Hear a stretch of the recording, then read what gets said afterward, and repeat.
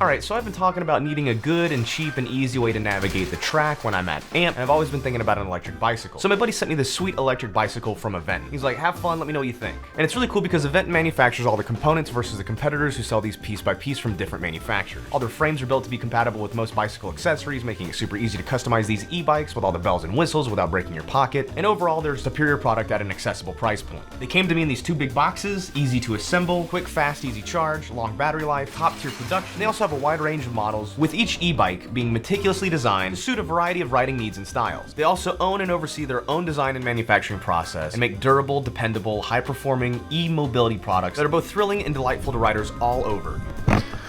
All right. What's going on, everybody? I'm doing something a little bit different here today than I'm normally used to. Normally I do moto vlogs, but I have the sweet electrical bicycle provided by Aventon, but it's a pedal assist bike, so it does both pedals and electric. And on top of that, it has gears too, which is a lot like a road bike. They were nice enough to provide that to me, but I was like, man, if they're gonna send out a bike, I might as well put it in a fucking video. I found this sweet trail that it runs between like Florida and North Carolina. It runs through a bunch of fucking states. It's called the Silver Comet. It's also known for its I think high rapes. So your boy is packing as always. So we're gonna be safe today. Try not to get taken advantage of, but. We will be riding this bicycle and doing like a little vlog. So let's hop on in and let's get going. It's been a long time since I've ridden a bicycle, but I can pedal. There we go. I can pedal and both do like assisted. So if I let go, I can use my thumb throttle and it'll just fucking go. And I am wearing a full ass motorcycle helmet today. I feel a little goofy doing the fucking full helmet, but you know what? Fuck them. They can't see my face, they can't judge me. You ain't gonna rape me. Ain't bad. We're averaging about 20 miles an hour. I think it said it'll get up to about 25. I bet that's more of like a downhill thing. Oh, that looks sketchy, doesn't it? Sheriff's Department? I'm sure that's not something I should be worried about. Ching, ching, ching, ching. I don't even have a bell on this bitch. And it is getting dark, so we're having to be mindful of the time. Push it up this hill a little bit. Let's accelerate a little bit. Yeah, look at that. I think the tires might be a little flat. Yo, how's everybody doing though? Everybody doing good? I've been trying to think about what I want to talk about today on today's bicycle vlog. I keep checking to see if anybody's behind me, but mind you, 20 miles an hour on a bicycle is hauling ass. Where the fuck am I? It's gorgeous out here today though. Nice sunset cruise. There's been a lot of stuff that's happened in the last time that I've done a moto vlog. It's pretty much too cold still to do a moto vlog itself, but like on a bicycle, I could do that. Let's just take a look up here. Like a cement factory, maybe? Something like that. Oh, look, there's people up ahead. I'm not that worried about my safety. I mean, but like, I'm not an exercise gal. I don't like exercise. Exercise sucks, and I have to be better about it since I have the MS. So, maybe a little bicycle ride every now and again ain't bad. Okay, the assist makes a huge difference. You turn that assist down and it goes back to being slow, being a bicycle. Oh, we're coming across a stop. Your boy Dan has to be clear the right. Whew. Yeah, but apparently this trail runs through a bunch of different states. Man, my hands are cold. I should have brought gloves. One of the things that I really wanted to talk about though, and I was waiting for what I felt like was an appropriate amount of time, because I didn't want to be part of those channels that immediately capitalized on the passing of someone really legendary. So I didn't want to seem like I was just baiting for views. But I feel like enough time has passed. A lot of people are done with their, I don't want to say their mourning phase, but where it feels socially acceptable to talk about it without being a view hungry whore. You know what I'm saying? I'm probably not even use his name in the title or the thumbnail, but I think we can all agree that Ken Block's passing was a fucking tragedy, right? His influence in the automotive and whatnot world is just well, we got people here. We got full-blown... Yeah, you don't have a motorcycle helmet, but I don't have a bell. Bing, bing, bing, bing, bing, bing. That way people can know that I'm coming. Is that how... Ching, ching, ching, ching. That sounds racist, so I try not to say that kind of stuff. Woo, kick her into high gear there. But I think we can all agree that Ken Block's passing was pretty much felt throughout the entire automotive community. I think we can all agree on that. Nice... Oh, what the fuck? That's like a whole ass caboose. Boop, boop. It fucking sucks, man, to know that someone like Mr. Block, it's a sad reminder. Nobody's invincible. Your day's gonna come whenever. It doesn't matter if you've been doing this shit for 10 years, 20 years, 100 years. your card will be called at any moment. We only get a finite amount of time with people on this planet and with ourselves, and it's constant reminder, dude. Constant reminder. It's terrifying. It really is. This guy walking towards me. I'm pretty sure the right lane is for, maybe I'm the asshole, but I'm pretty sure this guy's on the wrong lane. I don't know the rules of this fucking trail. My first time ever being on a trail. Pretty sure if you're coming at me though, you're supposed to be on the other side. Oh, it's a big dog. 2 big dogs. Hi puppies, hi puppies. I don't think there's any other way to describe it other than the passing of an icon, you know? I don't really fall into the whole like celebrity death thing. Yeah, you're vulnerable. You're even if you're an everyday person, you know, it doesn't matter if you're super major celebrity status or an everyday person, mortality is there. You know, I think we've all experienced that. We've lost family members, we've lost loved ones. Beep boop. Is that a smart car? That's like a tiny car on a bicycle trail. Is that allowed? We're in that era now where a lot of the people who grew up watching people like Ken Block and other, what do you call them? I think the term celebrity is almost undermining who they are, because celebrityism is usually caused by like right time, right place kind of people, you know, like you're a great actor, sure. But there's tons of great actors that don't get recognition. If you're a great driver, if you're a great skateboarder, if you're a great athlete, the recognition usually comes, right? It's just kind of how it works. I should have definitely brought gloves. Hands are frozen. I do like the assist, because I feel like I'm getting an exercise without actually exercising. It's like, oh, my legs are moving. That's good. Which I know, like riding a bicycle and walking and running and all that stuff is really good for MS, but speaking of mortality, I think that's one of the reasons why people don't like me talking about the MS, because it reminds them that, like, hey, some people consider me their favorite YouTuber, which is cool and rare, and I love that, but it's kind of like, oh shit, that's right, he's not invulnerable either, he's gonna have problems. But it's kind of like, let's be real here. Do we think it's better that he went out in an act of passion, obviously doing something that he loved? He was very skilled at what he did. I think he passed in a snowmobile accident, you know, motorsports related. Would you think someone would rather go that way than being bled out from a medical problem, right? Like, would you rather see your hero die doing what they love, or die to something drastic as cancer? And I think that's the ultimate seam between tragedy and sympathy, you know? You know, I sympathize, or maybe I should say empathize, for people who have passed doing their passion, you know, good drivers who have died driving, you know, I'm empathetic of that, you know, but that was their choice, that's what they wanted to do. And I honestly believe that they probably wouldn't have it any other way if they had to choose, you know, gun to your head. We can either drag this shit out for 10 years through the terribleness of cancer, which we've all seen, or you can go out doing what you fucking love in an instant, immediately. I think any athlete, any person in that profession, or most people in general, would probably take that end. I think I would. But at the same time, you know, what's harder on the people around you? I'll tell you, I don't want to compare this to what we went through over the holidays, but, you know, we lost our dog. All right, we lost our dog Maddie on Christmas Eve. I'm not comparing that life of a person to the life of a dog, but I'm saying we didn't get to say goodbye, really. We didn't have that time to prepare for it. It was just kind of like, she's gone, you know? It kind of leaves the people around you empty. They don't have closure. It's just one day you wake up and that person's not there anymore. Or, I don't know, something that's going to inevitably put you down.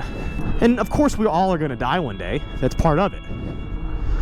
But if you have time with your loved ones to get your affairs in order and to say your goodbyes and tell them you love them so they know, that might be easier. Death is never easy, though. That's the problem. I've lost family in both instances.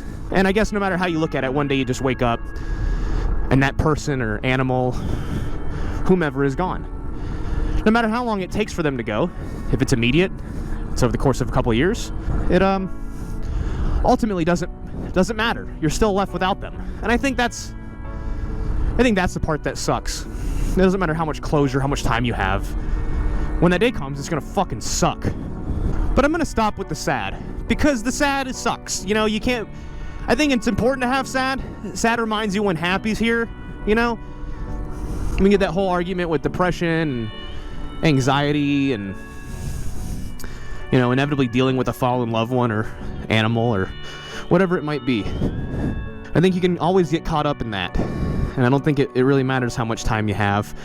It's just important to appreciate the time that you do, right?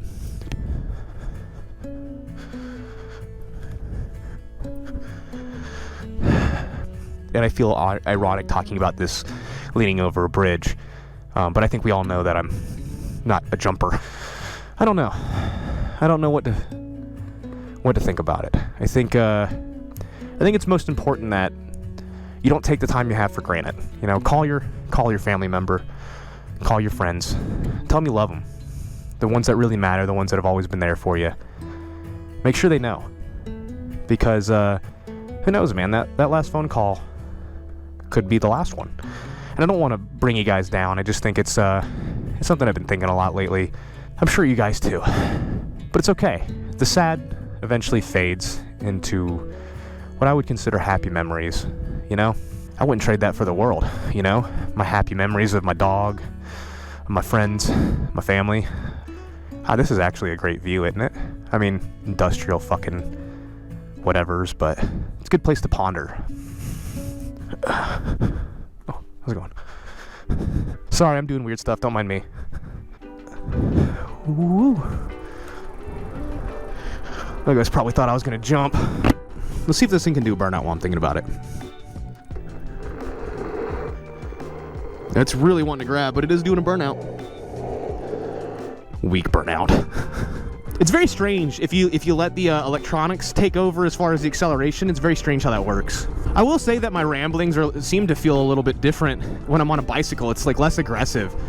You know, it's like I'm not hauling ass. I'm not weaving in and out of traffic. I don't really have to worry about oncoming cars or dodging fucking people and shit like that. It's a different experience. I enjoy it. Not enough to do this a whole lot. I'm not a bicycle guy. But like this, so every now and again, fuck yeah, this is dope. I must look fucking crazy though to people riding around in a bicycle with a Mohawk helmet on and ding ding. Also, let me know if I'm adhering to the bicycle, if I'm doing like the path correctly. Like, tell me if I'm doing it wrong, because bicycles are something that I've never really been into. Even as a kid, I didn't really like bicycles. Being a motorcyclist, you'd think that'd be the case, but it's not. I should probably turn around soon. I've been going for a minute. Tons of battery life though. I've been going for like a hot minute, and I'm still in the 80s. I'm at 86% battery, so I feel you could probably go for a while. That's just a different experience on bicycles, man. It's a little bit more calm and peaceful, and like not as worried as I was. Even like apartment complexes look pretty in this lighting. Don't mind me, I'm just terrified of life wearing a motorcycle helmet on a bicycle. Which isn't true, I just didn't know of another way to do this where it wouldn't like blow the microphone out from the wind. You know? The big fat tires are nice. I would expect this to be more of like an off-roady bike, you know? I don't want to just like fucking... yeah, it does off-road. You can also adjust how much assistance it gives you with this. You know, you can do 5, 0 to 4, so you can do no assistance, so it's a regular bicycle, or you can go all the way through 5. If you knock it down, you can really, it'll start to struggle because it's taking the motor out of it, but you put it back up and then woo!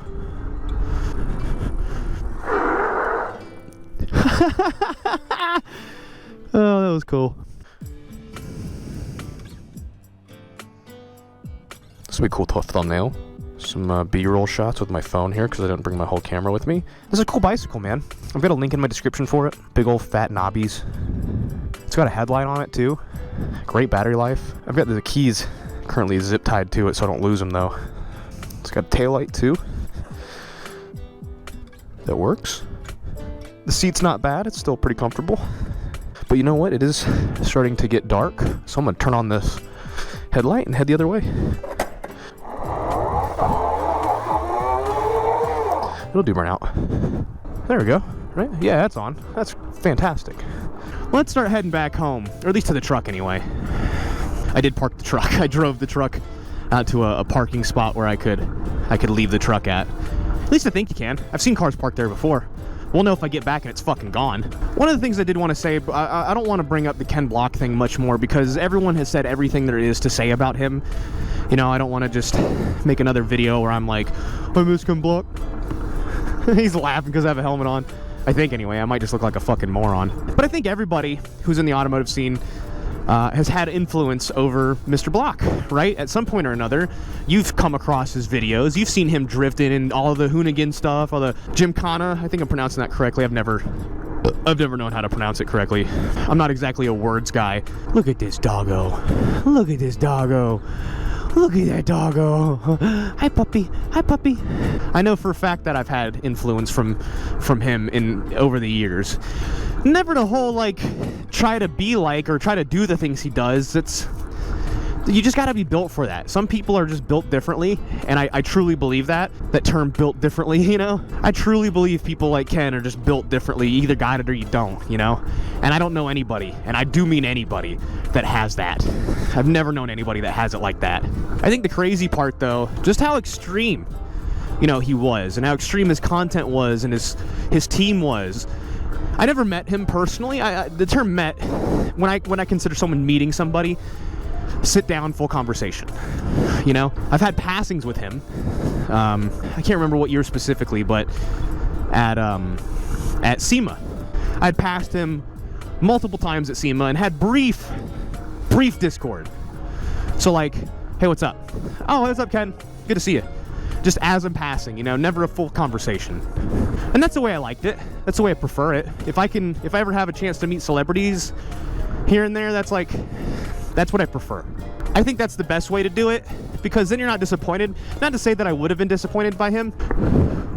I swear I heard the trees speaking Vietnamese somewhere. Everything's chill till the trees start speaking Vietnamese.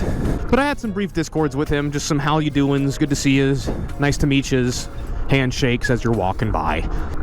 That's best for everybody in my opinion, because then the person isn't inconvenienced. And I'm not saying like me, like when I meet people that watch my channel, I love sitting down and having conversations with them, you know? I love it when people tell me what they're working on, update me on all the shit that they're doing. I like that. And I would assume people like him probably enjoy that too, but a lot less people come up to me than someone like him, is all I'm saying. I think I've always kind of had that opinion that it's best to shake hands and move on. Ooh, little bunny hop there. You guys see that? Probably not, but it happened, I swear. Because they got so much shit they got to do, and usually events for people are fucking miserable.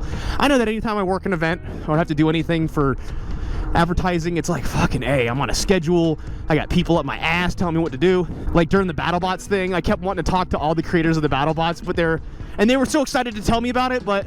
Turn that headlight off. It's driving down power a little bit, I think. Ow! Okay, don't do that. But I had people like nipping at my heels the whole time telling me I had to keep moving. I couldn't talk to them because, you know, we were with Chuck and Chuck was on a schedule.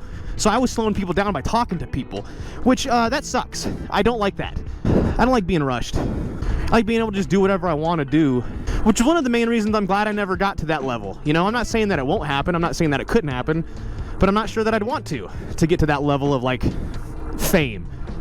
You know? Like, fuck, it seems kind of miserable to have like a crew follow you and push you along and tell you what to do in every moment, you know? And it's like, you know, really, is that what celebrity is like? Is that what being a celebrity is like? Because if so, I don't want that. Like, imagine not being able to go grocery shopping because every 10 feet you go, someone's going to be like, oh, hey, you're so-and-so. Oh my God, I love you in that movie. Yo, when you did that jump, holy shit. Which, like I said, I enjoy the moments that it does happen to me because they're so, I don't want to say they're few and far between, but like, they're spaced out enough to where, like, by the time I forget that I've had influence over people's lives, I get reminded. I think that's the coolest shit ever, is that, like, I just have just enough time to forget that I do, like, anything on YouTube or the internet. By the time I forget that, someone comes up and reminds me and says, oh, dude, you're Do It With Dan. I watched your videos growing up. Oh, you and Mono Nasi and Jake the Garden Snake and Chase and Yummy and everybody. Oh, dude. And then, like, it's just enough time has passed in between those instances where I'm reminded. And it's like, oh, fuck, that's right. This is fucking cool. But if I had to live in it every day, you know, if I couldn't go anywhere, like, I get to be a regular guy because I am. You know, I'm not a superstar. I'm not even like a star.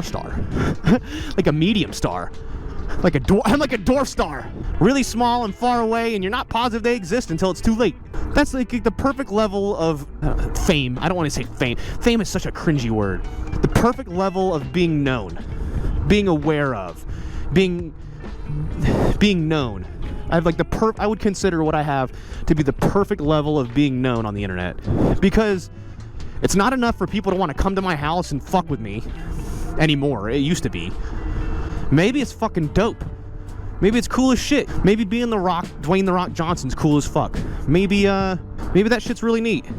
Let's just prefer not to know. You know, I like it when you guys like and share my videos, but don't do it too hard. I don't want to become famous. Is that like the most unself-aware thing to ever say? Don't like and share my videos too much. I don't want to become too famous, you know? But at the end of the day, it doesn't matter how famous you are. You're buried in a grave, single grave, or you're cremated, you know? Just one of you.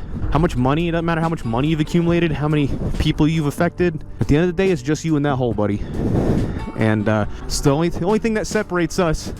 Ooh, she almost ate shit. The only thing that separates us, you know, even the Egyptian pharaohs tried it. It doesn't matter. At the end of the day, you're the one in that hole. These are just like rambling bike thoughts. Thoughts that I'd probably never have on a motorcycle. It's kind of fucking weird listening to it. My butt hurts. Got that headlight on now, boy. It's getting dark. Let's get back before I get taken advantage of.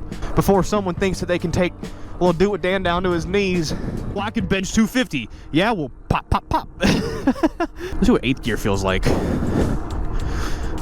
Oh God, I don't understand how bicycles work, man, to be honest with you guys.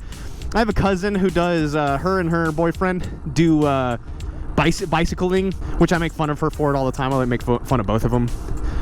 My cousin's Maggie and her boyfriend Derek. They're great people, by the way. I know a lot of people talk shit on cyclists because they deserve it, but Derek and Maggie are great people. I love them both. They are cyclists, so they ride on the road. They got road bikes. They do like the triathlons and shit, and it's, you know, it's like whatever. You know, I still love you no matter what, but just stay off the road, man. That's the only thing that I can't fucking stand is bicyclists on the road, and that includes you, Maggie and Derek. Includes both of you guys fucking holding up traffic on a Sunday because you're bored. I'll better get my quads in on this workout. Gonna go 2 miles an hour up a hill. Oh, is there anybody behind me? Of course there fucking is. Appreciate you. Thanks. Like, yeah.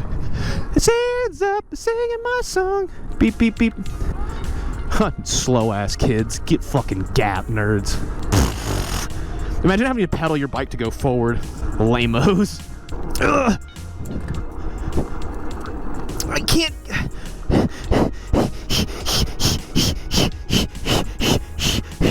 How do I go faster on this fucking thing? I don't get it. I don't get it.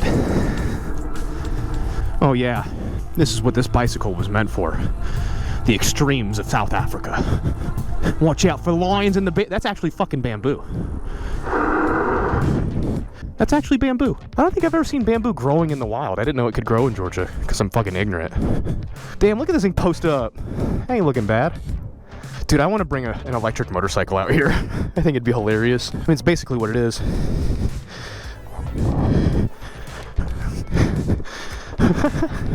Hey guys, look, I'm Brian636. Woohoo! Ooh. Huh. That's really cool. He's out there washing his rig. This is a great place to end the video. The average Florida person's backyard. Look, it's a Florida swimming pool.